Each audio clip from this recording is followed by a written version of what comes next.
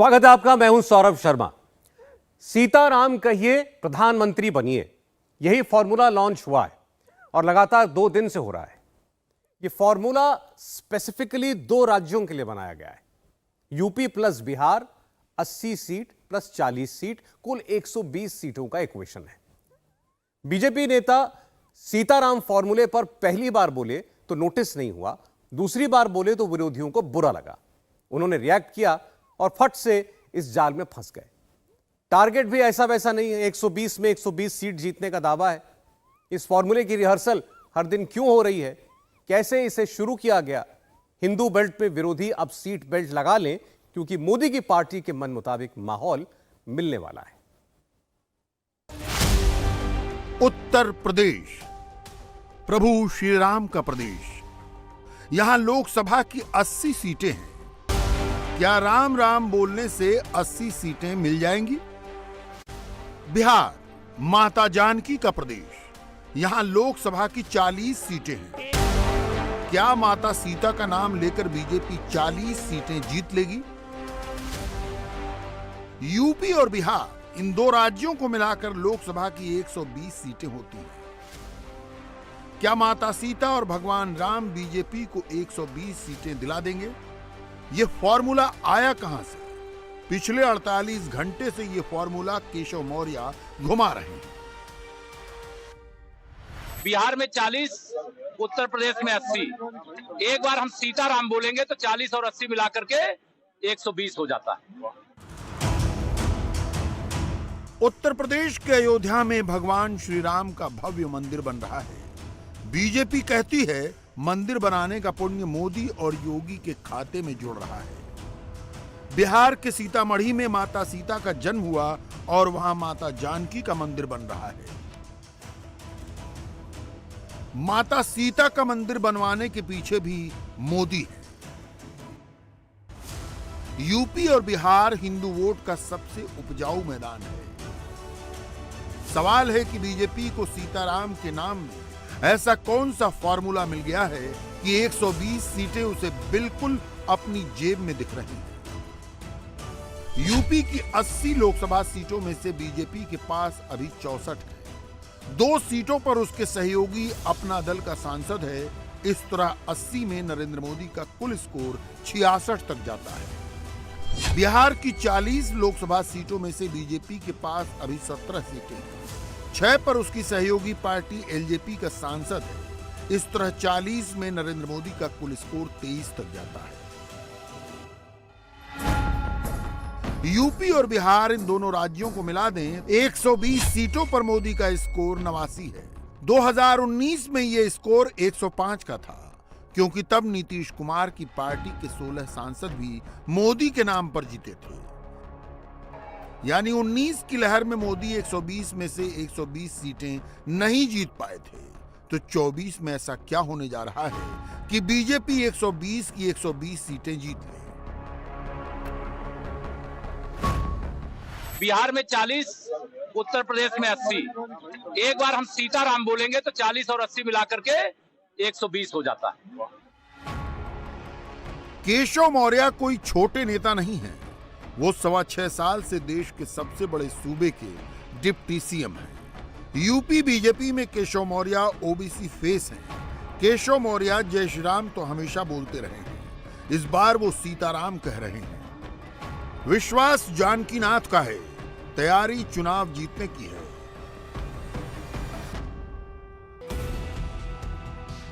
UP में नरेंद्र मोदी की party इस बार जो गठबंधन बना रही है, उसमें राम भक्त निषाद और राजभर वोट जीत का समीकरण बना रहे हैं। यूपी की 80 सीटों में से 76 सीटों पर बीजेपी लड़ेगी। 2 सीटें अनुप्रिया पटेल की अपना दल को मिलेंगी। संजय निषाद की निषाद पार्टी को 1 सीट और ओपी राजभर की सुभा सपा को 1 सीट मिलेगी। यूपी में लोकसभा चुनावों में बीजेपी का अपना वोट शेयर 50% के करीब है। इसमें अपना दल के 3% कुर्मी वोट, निषाद पार्टी से जुड़े 7% निषाद, केवट मल्लाह वोट और एसबीएसपी से जुड़े 4% राजभर वोट को मिला दें तो बीजेपी के लिए जीत बहुत आसान दिखती है।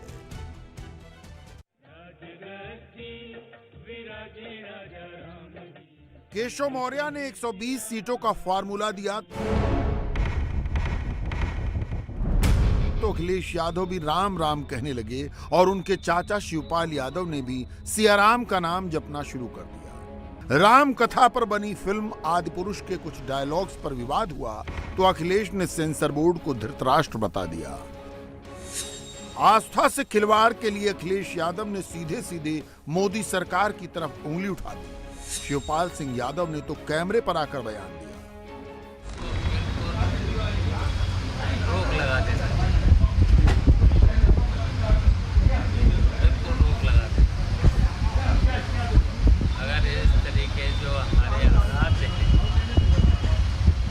भगवान राम का ठेका लिए हुई है भारतीय जनता पार्टी और भगवान राम के सेवक हनुमान जी पर अगर अब शब्द कहने वाली सरकार तो इस फिल्म को बिल्कुल रोक लगा दें। फिल्म पर बयान देते वक्त भी शिवपाल सिंह यादव ने मोदी को ही निशाने पर रखा। चाचा और भतीजा साथ साथ ओबीसी वोट को जोड़ने निकले हैं, इसीलिए बीजेपी की तरफ से केशव मौर्य आगे किए गए हैं। यहां महान दल ने बसपा को जिताने का प्लान बनाया है।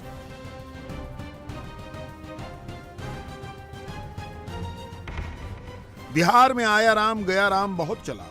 जीतन राम मांझी अब फाइनली मोदी की साइड आ गए हैं। जीतन राम मांझी दिल्ली जाकर अमित शाह से मिलेंगे, फिर एनडीए में उनका फॉर्मल वेलकम होगा। हमारे संरक्षक महोदय और हम लोग दिल्ली जा रहे हैं और दिल्ली में ऐसा नहीं है जैसा कि आप समझ रहे हैं कि हम लोग ने आज डिसाइड कर लिया। हमारा विकल्प खुले हुए हैं, हम सभी विकल्पों पर विचार करेंगे और निश्चित तौर पर अगर उधर से हम लोग को बुलावा आया एनडीए की तरफ से तो उनके नेताओं से भी बात करेंगे। आज हम कुछ नहीं बोलेंगे। आज जो विषय बोलना था बोल दिए। हम दिल्ली से आए। बिहार में भी एनडीए के अंदर सीट शेयरिंग का फॉर्मूला करीब करीब फाइनल है। माता जानकी के प्रदेश की 40 सीटों में से बीजेपी 30 पर लड़ेगी। एलजेपी को 6 सीटें, उपेंद्र कुशवाहा की आरएलजेडी को 2 सीटें, जीतन राम मांझी की हम पार्टी को 1 सीट और मुकेश सहनी की वीआईपी पार्टी को भी 1 सीट मिलेगी। बिहार वही प्रदेश है जहां से विश्व हिंदू परिषद ने 1984 में राम जानकी रथ यात्रा शुरू की थी। 1990 में बिहार में ही लाल कृष्ण आडवाणी की रथ यात्रा रोकी गई और आडवाणी गिरफ्तार किए गए। पिछले 34 साल से यूपी में जो होता है उसका असर कहीं न कहीं बिहार पर अवश्य पड़ता है। 24 में अगर अयोध्या में राम का मंदिर खुलेगा तो असर बिहार पर भी होगा, इसलिए बिहार में भी राम राम होने लगा है। लालू तेजस्वी की पार्टी के एक विधायक ने बयान दिया कि रामचरितमानस मस्जिद में बैठकर लिखी गई थी।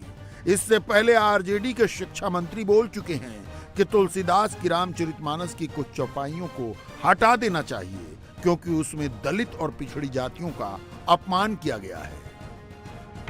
लालू के बड़े बेटे वृंदावन जाकर राधा कृष्ण रट रहे हैं। लालू के छोटे लाल तेजस्वी बिहार में मोदी का विजय रथ रोकने की बात कर रहे हैं। कोई चाह देगा किसी को भगा दे और किसी का अधिकार छीन ले, ये महागठबंधन सरकार नीतीश जी और लालू जी के होते हुए किसी के बाप पे दम नहीं आपको। हम लोग खड़े हैं, क्या चाल चला जा रहा है, क्या क्या साजिशें चली जा रही हैं, सब हम लोग देख रहे हैं। लालू जी ने आडवाणी जी का रथ रोका, इस बार महागठबंधन की सरकार नीतीश जी के नेतृत्व में हम लोग यहां से मोदी जी का रथ रोकेंगे।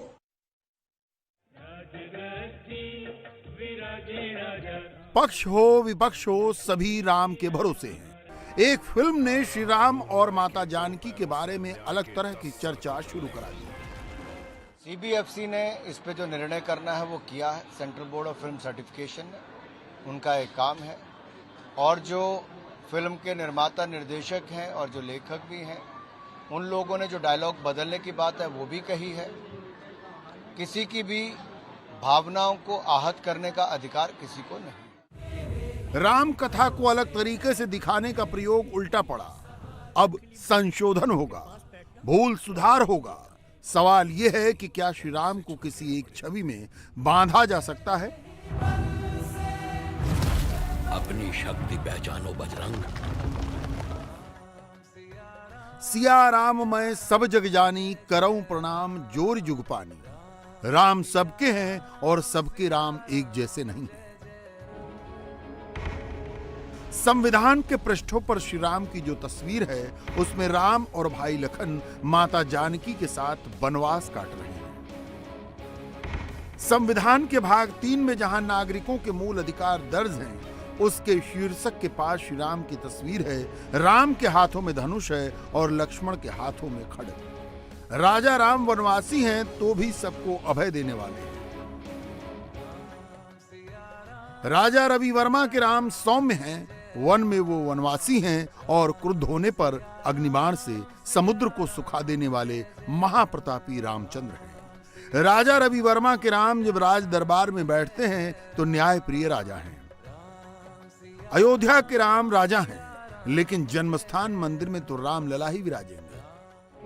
अयोध्या के मंदिर में श्री राम की जो मूर्ति लगी है, उसमें श्री राम बाल रूप में है। श्री राम के नए मंदिर के गर्भगृह में स्थापित करने के लिए रामलला की जो मूर्ति बन रही है, उसमें श्री राम 5 से 6 वर्ष के बालक दिखेंगे। राम कैसे दिखते हैं? सुंदरकांड के 35वें सर्ग में श्लोक 6 से 23 तक इसका विस्तार से वर्णन किया गया है। अशोक वाटिका में माता सीता जब हनुमान से श्री राम के बारे में पूछती हैं, तो हनुमान उनके बारे में बताते हैं। राम जी के कंधे और भुजाएं बड़ी हैं, गले की हंसली मांस से ढकी है, नेत्रों में कुछ कुछ लालिमा है, उनका रंग सांवला है। श्री राम के पेट और कंठ में 3 लकीरें पड़ती हैं, उनके मस्तक के ऊपर 4 भंवरियां हैं। 24 अंगुल के हाथ से नापे तो श्री राम 4 हाथ लंबे हैं। उनका वक्षस्थल, पीठ, उदर, नाक, कंधे और ललाट, ये 6 अंग उभरे हुए हैं। श्री राम की उंगलियों के पोर, सिर के बाल, रोएं और दाढ़ी के बाल कोमल हैं। उनके दांत चिकने, आपस में मिले हुए और पैने हैं। श्री राम की भौहें, नथुने, नेत्र, कान, होंठ, स्तन, कोहनी, कलाई, जांघ, घुटने, कमर के दोनों भाग, हाथ और पैर बराबर बराबर हैं। हनुमान माता सीता को बताते हैं कि श्री राम के भाई लक्ष्मण भी बड़े तेजस्वी हैं। अंतर सिर्फ रंग का है। लक्ष्मण की कांति सुवर्ण के समान गौर है और राम का विग्रह श्याम है। आदि पुरुष फिल्म के राघव मूंछ वाले हैं। हिंदू घरों में श्री राम की जिन तस्वीरों की पूजा होती है या जो मूर्तियां स्थापित हैं, उनमें मूंछें नहीं दिखती। टीवी सीरियल और सिनेमा में जब राम दिखते हैं तो उनकी भी मूंछ नजर नहीं आती। लेकिन ऐसा बिल्कुल नहीं है कि श्री राम पहली बार मूंछ के साथ दिखाए गए हैं। ब्रिटिश म्यूजियम में सुरक्षित श्री राम की इस पेंटिंग में मूंछें दिख रही हैं। माना जाता है कि ये पेंटिंग दक्षिण भारत के तंजावुर या तिरुचिरापल्ली में 1816 के आसपास बनाई गई। बर्लिन के वोकरहुंड म्यूजियम में रखी श्री राम की ये मूर्ति 18वीं सदी की है। ये मूर्ति दक्षिण भारत में मिली थी। इसमें श्री राम के एक हाथ में धनुष है, दूसरे हाथ में बाण है, लेकिन बाण धनुष की प्रत्यंचा पर चढ़ा हुआ नहीं है। महाबलीपुरम में राम और हनुमान की प्राचीन प्रतिमा मिली। इसमें राम हूबहू उसी तरह दिखते हैं जैसी प्रतिमा जर्मनी के म्यूजियम में रखी है। श्री राम की यह प्राचीन प्रतिमा Los Angeles County Museum of Art में रखी है। श्री राम की यह प्रतिमा टेराकोटा से बनी है। यह प्रतिमा 5वीं सदी की है। श्री राम को आदि पुरुष कहें या मर्यादा पुरुषोत्तम, सच यह है कि रूप अलग हो सकते हैं। गीता प्रेस पर कांग्रेस पार्टी फंस गई। 5 लाइन लिखकर कांग्रेस इतनी बुरी तरह फंस गई कि अगले 10 महीने तक इसकी भरपाई नहीं हो पाएगी। जयराम रमेश कांग्रेस पार्टी के महासचिव हैं। राहुल गांधी के खासम खास हैं जयराम रमेश। कांग्रेस के प्रवक्ताओं के हेड हैं जयराम रमेश। गीता प्रेस को गांधी शांति पुरस्कार मिला तो जयराम रमेश को उसमें गोडसे को लाने की क्या जरूरत थी? जयराम रमेश ने सावरकर की बात आखिर क्यों छेड़ दी? यूपी के मुख्यमंत्री योगी आदित्यनाथ ने कांग्रेस पार्टी को जवाब दिया। गीता प्रेस क्या है, कांग्रेस को संक्षिप्त में बता दिया और बाकी की बात कांग्रेस को इस रिपोर्ट में देख लेनी चाहिए।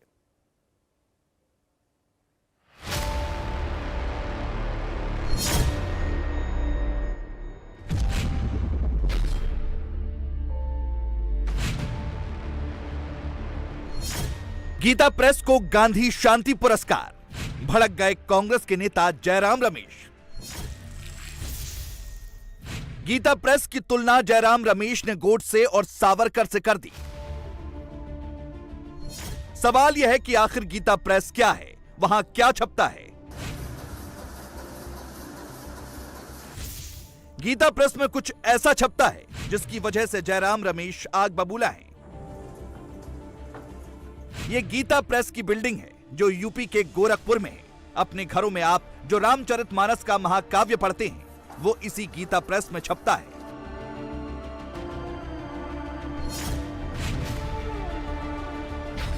हर हिंदू के घर में भागवत गीता का पठन पाठन होता है। गीता के उपदेशों को आप पढ़ते होंगे, उन्हें अपने अंदर आत्मसात करते होंगे। वो भगवत गीता भी इसी गीता प्रेस में छपती है जिसका विरोध जयराम रमेश कर रहे हैं। सुबह सुबह जो हनुमान चालीसा का पाठ आप अपने घरों में करते हैं वो हनुमान चालीसा की किताब भी इसी गीता प्रेस में ही छपती है। 1923 से लेकर अब तक गीता प्रेस में करीब 90 करोड़ से ज्यादा पुस्तकें छप चुकी हैं। इसमें करीब 16.57 करोड़ प्रतियां कल्याण की हैं। 73.43 करोड़ से ज्यादा पुस्तकों में गीता, श्री रामचरितमानस, हनुमान चालीसा, शिव महापुराण सहित कई हिंदू धर्म ग्रंथ छपते हैं। संस्कार, पूजा पाठ, महिलाओं और बच्चों से संबंधित पुस्तकें हैं। अपने 100 साल के इतिहास में गीता प्रेस ने सनातन धर्म से जुड़ी किताबों का प्रकाशन किया, उसे घर घर तक पहुंचाया। इसी उपलब्धि के लिए गीता प्रेस को 2021 के गांधी शांति पुरस्कार के लिए चुना गया तो पीएम मोदी ने ट्वीट करके गीता प्रेस को बधाई दी। जो लोग अपने आप को एक्सीडेंटल हिंदू कहते थे, उनके वर्तमान वंशज भी गीता प्रेस को मिले इस सम्मान को नहीं पचा पा रहे हैं। यानी उनको लगता है कि गीता प्रेस को इस सम्मान क्यों दे दिया गया, क्योंकि गीता प्रेस को मिला यह सम्मान सनातन हिंदू धर्म के प्रति अनुराग रखने वाले दुनिया के 100 करोड़ हिंदुओं का सम्मान है और इसको आज कांग्रेस पचा नहीं पा रही है। कल कांग्रेस के प्रवक्ता के बयान को मैं देख रहा था और मुझे बड़ी निराशा हो रही थी कि जो कांग्रेस अपने आप को देश के सबसे पुराने दल के रूप में स्थापित करने की बात करती है, उस कांग्रेस के लोग भारत की विरासत के प्रति इतना गंदा रवैया रखते हो, इससे बड़ी निर्लज्जता की बात दूसरी नहीं हो सकती है। गीता प्रेस ने सम्मान को कबूल कर लिया है, लेकिन गांधी शांति पुरस्कार के साथ जो 1 करोड़ रुपए की धनराशि मिलेगी उसे लेने से इनकार कर दिया है। नामित किया गया है। गीता प्रेस के 100 वर्ष की परंपरा में आज तक न कोई पुरस्कार लिया गया है, न कोई सम्मान लिया गया है, लेकिन इस बार ट्रस्ट बोर्ड ने बदलती हुई परिस्थितियों को देखते हुए ये निर्णय लिया है कि चूंकि सम्मान का मुझे सम्मान करना है, जो सम्मान मिल रहा है उसका सम्मान करना है, तो सम्मान का सम्मान करने के लिए सम्मान को हम स्वीकार कर लेंगे, लेकिन उसके साथ मिलने वाली जो धनराशि है सिद्धांततः अभी स्वीकार नहीं की गई है, उसको हम लोग स्वीकार नहीं कर सकेंगे। और इस बात की सूचना हम लोगों ने संस्कृति मंत्रालय को भी दे दी है और उस रुपए का हम कोई सुझाव भी नहीं देंगे कि इस रुपए का उपयोग कहाँ किया जाए, ये संस्कृति मंत्रालय के विवेक पर निर्भर करता है। गीता प्रेस का सिद्धांत है कि वो ना धर्म के काम के लिए सम्मान लेता है, ना ही किसी प्रकार की सरकारी सहायता। बेहद कम दाम में धार्मिक किताबों को देश के घर घर तक पहुंचाता है। गीता प्रेस हिंदू धार्मिक ग्रंथों की दुनिया की सबसे बड़ी पब्लिशर है। इतनी बड़ी संस्था को जब गांधी शांति पुरस्कार से नवाजा जाना है तो कांग्रेस के नेता जयराम रमेश को कड़ी आपत्ति है। जयराम रमेश ने गीता प्रेस और गांधी जी के रिश्तों को लेकर भी सवाल किया, जिसका जवाब भी गीता प्रेस की ओर से आ गया। देखिए, गीता प्रेस से हमारे कल्याण के आदि संपादक थे भाई जी श्री हनुमान प्रसाद जी पोद्दार, उनसे बहुत निकट के संबंध थे। गीता प्रेस से प्रकाशित होने वाली कल्याण मासिक पत्र हमारा है। इसमें गांधी जी के बहुत सारे लेख छपे हैं। पहले अंक के पहले वर्ष के पहले अंक में भी छपा है, दूसरे वर्ष के पहले अंक में भी छपा है और कई लेख उनके छपे हैं। और महात्मा गांधी जी की सम्मति से आज भी हम कल्याण में न कोई विज्ञापन छापते हैं और न किसी पुस्तक की समीक्षा छापते हैं। ये गांधी जी ने कहा था कि कल्याण में किसी प्रकार का आप विज्ञापन मत छापिएगा और किसी पुस्तक की समीक्षा मत छापिएगा। उनकी बातों का सम्मान आज भी हमारे यहाँ हो रहा है। अब देखिए, मैं आपको दिखाऊं, कल्याण दिखा रहे हैं। अब ये देखिए, पहले वर्ष का पहला अंक है, इसमें नाम महिमा पर उनका लेख छपा हुआ है। इसी तरह से बहुत से लेख ऐसे हैं गांधी जी के जो छपे हैं और समय समय पर वो मार्गदर्शन भी करते रहे हैं। गीता प्रेस को 100 साल हो गए हैं। अब सवाल यह है कि गीता प्रेस को स्थापित किसने किया था। गीता प्रेस की स्थापना गोरखपुर में 29 अप्रैल 1923 में हुई थी। गीता प्रेस की शुरुआत जयदयाल गोयनका, घनश्याम दास जलान और हनुमान प्रसाद पोद्दार ने मिलकर की थी। गीता प्रेस का उद्देश्य सनातन धर्म के सिद्धांतों को बढ़ावा देना है। सबसे पहले हमारे संस्थापक जयदयाल जी गोयनका, जो गीता के मर्मज्ञ थे, गीता के ऊपर सत्संग किया करते थे, लेकिन उस समय के काल में शुद्ध गीता की पुस्तक उपलब्ध नहीं थी। तो जो उनके साथ सत्संगी थे उनको शुद्ध गीता पाठ कराने के लिए उन्होंने गीता की 5000 प्रतियाँ छपवाई, लेकिन वो शुद्ध रूप में छपकर नहीं मिली। दोबारा फिर छापने के लिए उन्होंने प्रेस को दिया, तो बार बार शुद्ध करने के लिए मशीन बंद करनी पड़ती थी और प्रेस वाले को ये बहुत एक्सपेंसिव लगता था कि हम इतनी बार शुद्ध कैसे करें। तो उन्होंने कहा कि भाई इतना शुद्ध अगर आपको छपवाना है तो आप अपना प्रेस बैठा लीजिए। बस इसी बात को भगवान की वाणी समझकर हमारे संस्थापक श्रेष्ठ जयदयाल जी गोयनका जी ने इस कार्य की शुरुआत में लग गए और उसी का प्रतिफल आज अपने को दिखाई दे रहा है, जो गीता प्रेस गोरखपुर में स्थापित हुई और जिसको 100 वर्ष पूरे हो चुके, जिसका मूल उद्देश्य गीता छापना था। और उसी श्रृंखला में आगे बढ़ते बढ़ते आध्यात्मिक ग्रंथ जो एकदम दुर्लभ थे, अनुपलब्ध थे, आज गीता प्रेस उनको प्रकाशित कर जन जन तक पहुंचा रही है। बताया जाता है कि सेठ दयाल गोयनका रोज गीता का पाठ करते थे। गीता के 18वें अध्याय में लिखी एक बात उनके अंदर घर कर गई। वो थी कि जो इस परम रहस्य युक्त गीता शास्त्र को मेरे भक्तों में कहेगा वो मुझको प्राप्त होगा। इसी विचार के साथ उन्होंने गीता को घर घर तक पहुंचाने का ठान लिया। आज गीता प्रेस में फिलहाल 15 भाषाओं में 1848 प्रकार की किताबें प्रकाशित हो रही हैं। देश भर में प्रेस की 20 ब्रांच हैं। रोजाना गीता प्रेस में 70,000 किताबें प्रकाशित हो रही हैं, जबकि डिमांड करीब 1 लाख किताब की है। गीता प्रेस आज बहुत बड़ा प्रकाशक है, लेकिन जब 1923 में गीता प्रेस की स्थापना हुई थी तब ये एक कमरे में चलता था। किराया 10 रुपए महीना था। आज आधुनिक मशीनों से छपाई होती है, लेकिन गीता प्रेस की ये पहली मशीन है जिस पर भगवत गीता की छपाई की गई थी।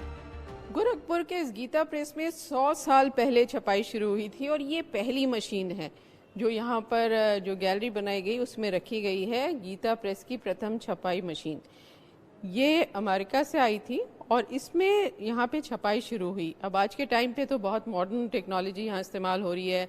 जापान की भी मशीन है, जर्मनी की भी है, इटली की भी मशीन्स हैं जिनसे ये जो धार्मिक किताबें हैं वो छापी जा रही हैं। और यहाँ पर जो पुरानी धर्म ग्रंथ यहाँ छापे गए वो भी यहाँ सब रखे हुए हैं। ये हाथ से लिखी भगवद गीता है, ये महाभारत है, यहाँ देखेंगे ये भी भगवद गीता है, ये स्वर्ण अक्षर में लिखी गई है। इसके बाद ये भगवद गीता है, ये भी पुरानी है, स्वर्ण अक्षरों में ये लिखी गई है। महाभारत की ये बंगला लिपि है जो ताड़पत्र पे है। और इसकी एक खास बात कि ये पूरी भगवद गीता है। अब आप इसमें अगर हम इसमें दिखा पाएँ कि आप जब लेंस लगाएंगे तो आपको अंदर पूरी गीता यहाँ पर दिखाई देगी। ये देखिए इतने छोटे में। तो ये जो पुराना इतिहास है इस गीता प्रेस का वो यहाँ पर दिखाने की कोशिश की गई है। पूरा गीता प्रेस एक मंदिर नुमा दफ्तर है। यहाँ रूटीन का कामकाज भी पूजा पाठ से कम नहीं है। गीता प्रेस की दीवारों पर चौपाइयों के साथ गुटखा, पान मसाला और धूम्रपान का इस्तेमाल नहीं करने की सख्त हिदायत दी गई है। छपाई में लगे कर्मचारी किताब की फाइनल बाइंडिंग के वक्त जूता चप्पल उतार कर काम करते हैं, जिससे पाठकों की श्रद्धा और विश्वास से धोखा ना हो। अंदर कैंपस में प्रेस मशीनों के साथ भव्य आर्ट गैलरी भी है, जिसका उद्घाटन देश के पहले राष्ट्रपति राजेंद्र प्रसाद ने किया था। गीता प्रेस का ये जो सेक्शन है, यहाँ पे किताबें बाइंड की जा रही हैं। जितने लोग यहाँ पर हैं, कोई भी यहाँ चप्पल पहन के नहीं आता, चप्पल उतार के आते हैं। धार्मिक ग्रंथ हैं, यहाँ विश्व पुराण बाइंड हो रहा है, उधर श्री रामचरितमानस बाइंड हो रही है, गीता बाइंड हो रही है। तो इसलिए सब जूता चप्पल उतार के यहाँ पे आते हैं। हाथ से ये सब बाइंड की जाती है, जिससे अगर मशीन से की जाएगी तो जो ग्लू इस्तेमाल होगा उसमें जानवरों की चर्बी का इस्तेमाल होगा। इसलिए इन किताबों को बचाने के लिए सब यहाँ हाथ से लोग करते हैं। आपका नाम क्या? दुर्गेश यादव। कितने दिन से यहाँ पे आप काम कर रहे हैं? 20 साल हो गए हमको काम। जैसे आप लोग बाइंड कर रहे हैं, हम देख रहे हैं सब चप्पल अप्पल आप लोग की उतरी है और साइड में रखते हैं। चप्पल साइड में रख देते हैं, धार्मिक संस्था है ना, इसलिए हम लोग। आपको भी लगता है कि आप जो किताब बाइंड कर रहे हैं ये कोई श्रद्धालु के हाथ में जाएगी, मंदिर में जाएगी, कथावाचक के यहाँ जाएगी, घरों में जाएगी? कहीं भी जा सकती है धार्मिक संस्था पर। तो जिस श्रद्धा से ये पढ़ेंगे उसी श्रद्धा से आप इन किताबों को छाप भी रहे हैं? हाँ, उसी श्रद्धा से बना रहे हैं, छाप रहे हैं हम लोग। गीता प्रेस ने जो सिद्धांत 100 साल पहले बनाए थे, आज भी उसको फॉलो करते हैं। गीता प्रेस की वेबसाइट के मुताबिक गवर्निंग काउंसिल इस संस्था का मैनेजमेंट संभालती है। गीता प्रेस ना तो चंदा मांगती है और ना ही विज्ञापन लेती है। इसका सारा खर्च समाज के लोग ही उठाते हैं। ये वो लोग और संस्थाएं हैं जो छपाई में लगने वाले सामान किफायती कीमतों में उपलब्ध करवाते हैं। यहाँ पर हर दिन की शुरुआत प्रार्थना से होती है। 100 साल से गीता प्रेस सनातन धर्म की पताका को आगे बढ़ा रहा है। गीता प्रेस का योगदान रामानंद सागर की रामायण में भी है। बताया जाता है कि रामानंद सागर जब रामायण सीरियल बना रहे थे, तब वो गोरखपुर में गीता प्रेस आए थे। रामानंद सागर गोरखपुर में 4 दिन रुके थे। गीता प्रेस के लीला चित्र मंदिर में लगे चित्रों को देखकर काफी खुश हुए थे। उसी आधार पर उन्होंने रामायण सीरियल में भगवान राम, लक्ष्मण, हनुमान, माता सीता, कौशल्या, सुग्रीव सहित सभी पात्रों के वस्त्र, उनके रंग आभूषण का चुनाव किया था। धारावाहिक में सजाए गए दरबार का आधार भी लीला चित्र मंदिर में लगे चित्र ही है। रामानंद सागर जी गीता प्रेस आए थे और संयोग से मैं ही उनको दिखा रहा था। तो ऊपर लीला चित्र मंदिर देखते समय उन्होंने इस तरह की बातें कही कि मुझे यहाँ और पहले आना चाहिए था, तो मैं अपने दर्शकों को कुछ और अतिरिक्त दे पाता और अपने साज सज्जा को और ज़्यादा जो है नेचुरल दिखा पाता। ये टीस उनके अंदर से निकली, लेकिन उन्होंने कहा कि आपकी जूठन ही हम परोस रहे हैं। आपके ग्रंथों में जो आपने लिखा है उसी आधार पर हमने सीरियल बनाए हैं और भी रामायणों का सहारा लिया है, लेकिन मुझे यहाँ और पहले आना चाहिए था। इस तरह की अभिव्यक्ति उन्होंने कही। 90 के दशक में रामायण सीरियल बनकर तैयार हुआ था, जो टेलीविजन के जरिए घर घर तक पहुंचा। रामायण के पात्रों में जो झलक दिखी, उसका काफी हद तक श्रेय गीता प्रेस को भी जाता है। अयोध्या में भगवान राम का भव्य मंदिर बन रहा है। 22 जनवरी 2024 को इसे श्रद्धालुओं के लिए खोल दिया जाएगा। अयोध्या में बन रहे राम मंदिर से भी गीता प्रेस का कनेक्शन है। अयोध्या में बन रहे राम मंदिर के श्री राम जन्मभूमि तीर्थ क्षेत्र परिसर में भगवान राम से जुड़े अन्य पात्रों की मूर्तियों में गीता प्रेस में लगे चित्रों की छवि देखने को मिलेगी। श्री राम जन्मभूमि तीर्थ क्षेत्र ट्रस्ट से जुड़े लोग गीता प्रेस गए थे। वहां गीता प्रेस के लीला चित्र मंदिर में चित्रों को करीब से देखा, उनका अध्ययन किया। गीता प्रेस ने 80 चित्रों की सॉफ्ट कॉपी श्री राम जन्मभूमि तीर्थ क्षेत्र ट्रस्ट को गीता प्रेस ने दी है। श्री राम जन्मभूमि तीर्थ क्षेत्र परिसर में भगवान राम के जीवन से जुड़े हुए और त्रेता युग के ऋषि मुनियों, महर्षि वाल्मीकि, महर्षि विश्वामित्र, महर्षि अगस्त्य, महर्षि वशिष्ठ, माता शबरी, माता अहिल्या और निषाद राज की मूर्तियां स्थापित की जाएंगी। इन मूर्तियों को रूप देने के लिए मूर्तिकारों को प्रमाणिक चित्र की आवश्यकता थी, जो गीता प्रेस के जरिए पूरा हो रहा है। मंदिर में बहुत से मूर्तियों को बनाने का उनका कार्यक्रम है, तो उन मूर्तियों का आधार क्या होवे, इसके लिए काफ़ी खोज हो रही थी। तो उसमें गीता प्रेस भी सहयोगी है। गीता प्रेस में आकर उनको ऐसा लगा कि यहाँ हमारा बहुत सा कार्य हो सकता है और बहुत सारे चित्र उन्होंने गीता प्रेस से संकलित कराए हैं, जिसके आधार पर वो मूर्तियों का निर्माण करेंगे। गीता प्रेस का हिंदू धर्म, हिंदू संस्कृति, गीता और पुराणों को जन जन तक पहुंचाने में इतना बड़ा योगदान रहा है। गीता प्रेस को जब सम्मानित किया जा रहा है तो कांग्रेस को ये बात हजम नहीं हो रही। कांग्रेस नेता राहुल गांधी को मुस्लिम लीग सेक्युलर नजर आती है, तो कांग्रेस नेता जयराम रमेश को गीता प्रेस कम्युनल नजर आ रही है। जयराम रमेश गीता प्रेस और गांधी जी के रिश्तों का हवाला दे रहे हैं, जबकि गांधी जी के लिखे कई लेख गीता प्रेस के कल्याण मैगजीन में छपे हुए हैं, जो आज भी गीता प्रेस की लाइब्रेरी में मौजूद है। 100 साल पुराने इस गीता प्रेस में हमने देखा कि किस तरह से यहाँ अब तक 93 करोड़ से ज़्यादा किताबें और मैगज़ीन जो कल्याण है वो छप चुकी है। ये सारी किताबें धर्म से जुड़ी हुई हैं, चाहे वो श्री रामचरितमानस हो, श्री भगवद गीता हो, हनुमान चालीसा हो या पुराण हो। अब इस समय हम गीता प्रेस की लाइब्रेरी में हैं और कल्याण मैगज़ीन है जो गीता प्रेस में छपती है, और ये कल्याण मैगज़ीन भी 97 साल से लगातार छप रही है। और ये जो लाइब्रेरी है इसमें पूरी जितने भी अंक हैं कल्याण मैगज़ीन के वो लगे हुए हैं। और ये जो कल्याण मैगज़ीन है इसके पहले अंक में गांधी जी ने लेख लिखा था, सहज किसे कहते हैं, और भी बहुत सारे कल्याण मैगज़ीन के अंक हमें यहाँ पे मिले जिसमें गांधी जी ने लेख लिखा है। वंदे भारत एक्सप्रेस को एक बार फिर निशाना बनाया गया। यूपी के मुजफ्फरनगर के पास ट्रेन पर पत्थरबाजी की गई, उसे नुकसान पहुंचाने की कोशिश की गई। साल 2023 में यह 8वीं बार है जब वंदे भारत ट्रेन के ऊपर ऐसे हमला हुआ है। क्यों बार बार वंदे भारत को ही टारगेट किया जा रहा है? इस ट्रेन से आखिर किसको नफरत है और इस नफरत की वजह क्या है?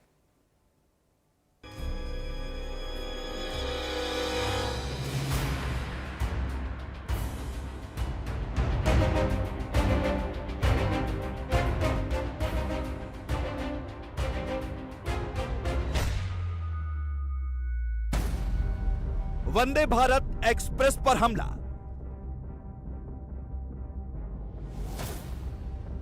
ट्रेन पर बरसाए गए पत्थर।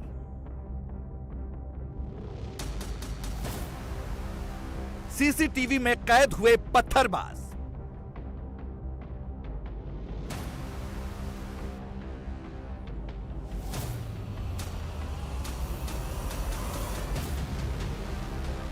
वंदे भारत एक्सप्रेस जब फुल स्पीड में थी तभी उस पर पथराव किया गया। अटैक में ट्रेन के E1 कोच का शीशा टूट गया। कई जगह खरोंच के निशान नजर आए। गनीमत रही कि किसी यात्री को चोट नहीं आई। यह हमला उस वक्त किया गया जब ट्रेन कुछ मिनटों में मुजफ्फरनगर पहुंचने वाली थी। इस घटना से जुड़ा एक सीसीटीवी फुटेज भी सामने आ चुका है, जिसमें 3 युवक ट्रेन पर पत्थर बरसाते नजर आ रहे हैं। ऐसे में अब रेलवे प्रशासन एक्शन मोड में और हमलावरों की पहचान और उनकी गिरफ्तारी के लिए एक्टिव हो गई है। जो ये जगह है जहां इस वक्त मैं मौजूद हूं, ये मुजफ्फरनगर का संधावली गांव है। इसी गांव के पास से बाहर की तरफ से रेल की जो पटरी है वो जा रही है और यहीं पर ये पत्थरबाजी हुई। हालांकि उस तस्वीर को देखें तो अब तमाम जो अधिकारी है उस कोशिश में हैं कि पता लगाया जाए कि कौन ये युवक है और क्यों इन्होंने पत्थर इस वंदे भारत पर मारे। कुछ गांव के लोग मौजूद हैं, ये सहायक के प्रधान के अंकित नाम है इनका, इन्होंने भी वो वीडियो देखी है। आपने देखी है वीडियो? आपके गांव की है? जी जी, धर्म संधावली के पास में ही है ये, जो हमारी लाइन जा रही है। तो पुल के नीचे इसके बराबर में ही ये 3 बंदे हैं, लेकिन फिलहाल पहचान में नहीं आ रहे कौन बंदे हैं। तो अभी अगर पुलिस आएगी, आरपीएफ आती है आपके पास, क्योंकि जांच हो रही है इसकी, सर उसमें भी हम इनका सहयोग देंगे। जो भी आरपीएफ की टीम यहाँ पे आती है उनके लिए बताएंगे। बस इसमें चेहरे उनके क्लियर नहीं आ रहे, इस वजह से हम उन्हें आइडेंटिफाई नहीं कर पा रहे कि वे कौन है, पर ये घटना हमारे गांव की ही है। देहरादून से चलकर दिल्ली के आनंद विहार स्टेशन तक जाने वाली ये वंदे भारत एक्सप्रेस ट्रेन हाल ही में शुरू की गई थी। प्रधानमंत्री नरेंद्र मोदी ने बीती 29 मई को ही वर्चुअली हरी झंडी दिखाकर इसे रवाना किया था। हालांकि ये पहली वंदे भारत एक्सप्रेस नहीं है जिस पर अटैक किया गया है। जनवरी 2023 से वंदे भारत ट्रेन पर पत्थरबाजी की ये 8वीं घटना है।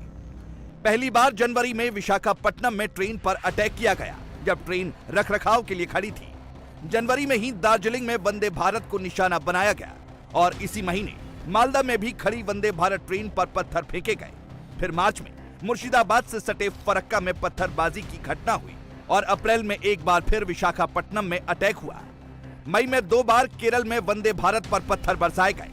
पहले मलप्पुरम में पथराव की घटना हुई और फिर वल्लपट्टनम में पत्थर मारकर खिड़की के शीशे तोड़ दिए गए। इंडिया टीवी हर वक्त हर जगह डाउनलोड करने के लिए सर्च करें India TV news Google play store या ऐप स्टोर पर।